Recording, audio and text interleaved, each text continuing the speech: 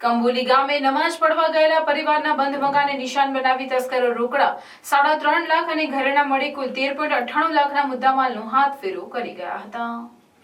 ભરૂચ તાલુકામાં આવેલા કંબોલી નામે ભોલા સ્ટ્રીટમાં રહેતા 59 વર્ષીય ઈશાક પટેલ રાત્રે 8:15 વાગ્યે નમાઝ પડવા માટે ગામની મસ્જિદમાં જવા નીકળ્યા હતા।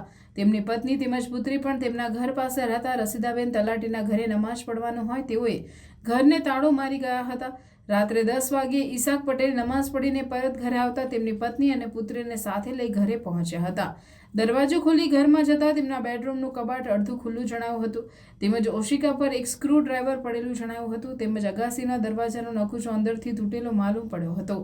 તપાસ કરતા તસ્કરોએ અગાસીનો દરવાજો તોડી ઘરમાં પ્રવેશી ઘરમાંથી રોકડા રૂપિયા 3.50 લાખ તેમજ સોનાના દાગીના તેમજ ઘડિયાળો મળી કુલ 13.98 લાખથી વધુની મત્તાની ચોરી કરી રફુચક્કર થઈ ગયા હોવાનું જણાવ્યું હતું।